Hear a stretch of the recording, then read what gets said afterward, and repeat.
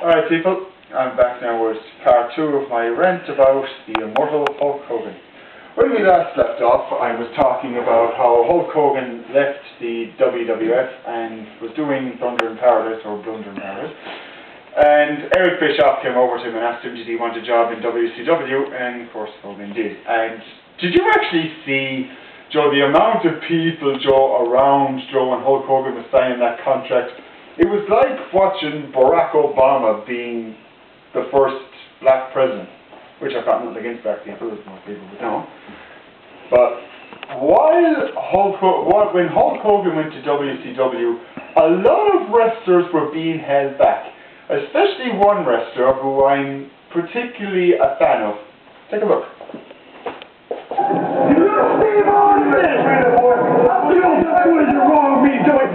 Steve Austin doesn't have what it takes to get it done in the ECW, brother. I was never allowed to reach Western Court status in the WCW, brother. So you know what, dude? I looked at the greatest heavyweight champion of all time, brother, and I knew what I had to say about him. I had to testify to that. Whether I had to start training him, I had to get my mind right to do what it takes to get it done in the ECW. I'm going to say about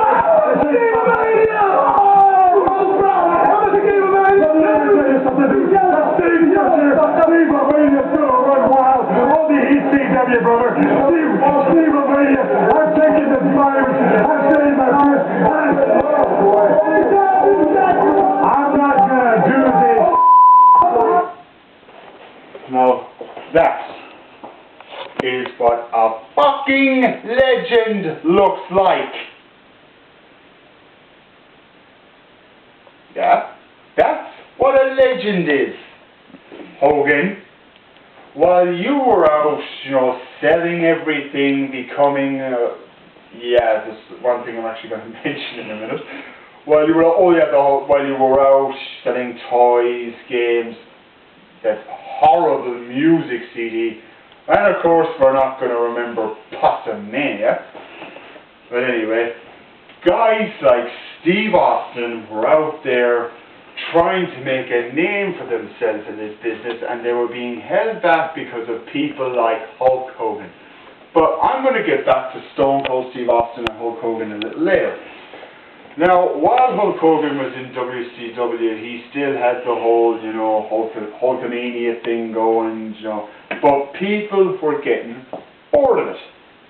So what happens? Hulk Hogan decides to take the ultimate gamble and become a heel. That's where the NWO was formed. Now, nothing against the NWO, but it was actually the best thing that ever happened to them. Why?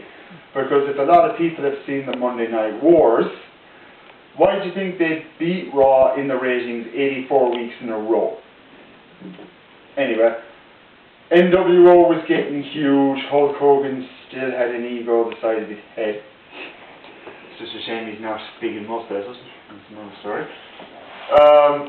One thing I actually should mention. Do you remember when Kevin Nash was the WCW World Heavyweight Champion and himself and Hulk Hogan had a match, and Hulk Hogan did the poke of death? Pokes Kevin Nash falls down, 1, 2, 3, that's it. Hulk Hogan's the champion again. And the same thing happened to Jeff Jarrett, the founder of TNA, as everyone knows about. The second that match started, the second the bell rang, Jeff Jarrett just went over and laid down. And of course Hulk Hogan turned around and he kind of said, "Is this your doing, Russo?" It wasn't Russo's doing, it was your doing, Hogan. But anyway, why do you think that WCW was getting so bad is because of politicians like Hulk Hogan, Kevin Nash, whatever. Another thing though, why do you think that so many talented wrestlers in WCW were being held back? I will actually name a few. We had Juventud Guerrera, we had Dean Malenko, Rey Mysterio, the Cruiserweight division in other words, Eddie Guerrero, Chris Benoit.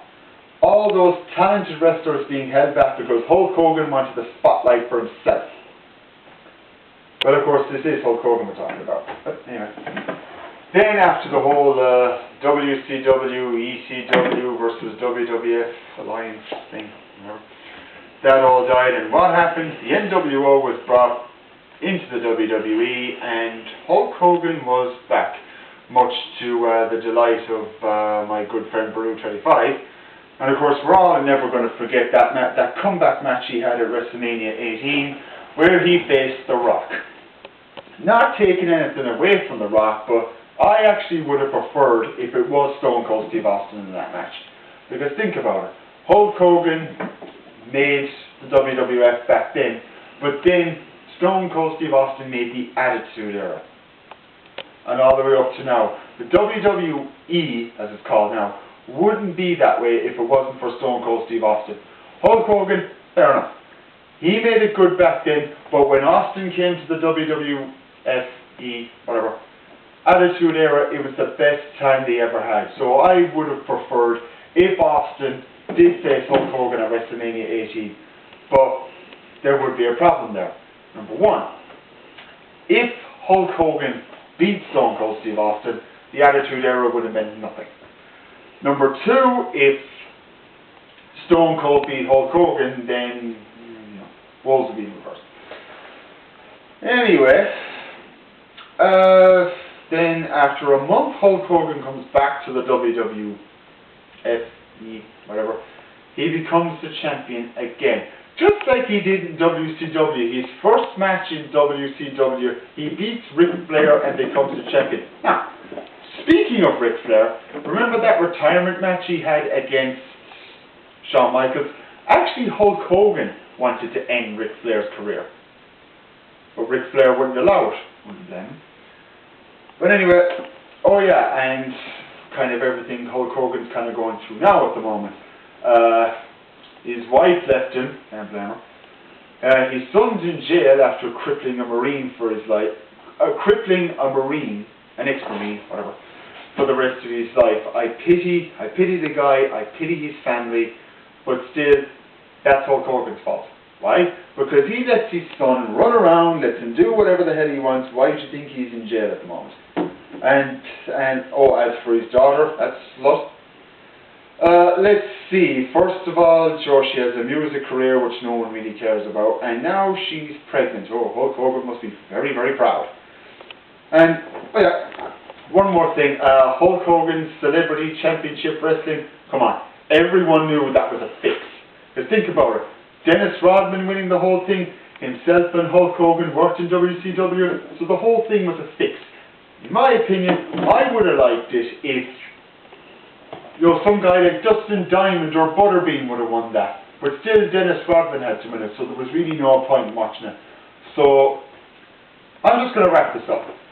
To all the Hulkamaniacs who are, still Hulk Hogan fans, please, if you're watching this video, if you agree with me, fair enough. But if you don't agree with me, that's too bad. You're still delusional. But when it comes to people like Jack Janey, Impact, myself, Baru25, okay, Baru25 is a Hulk Hogan fan. Everyone has their faults.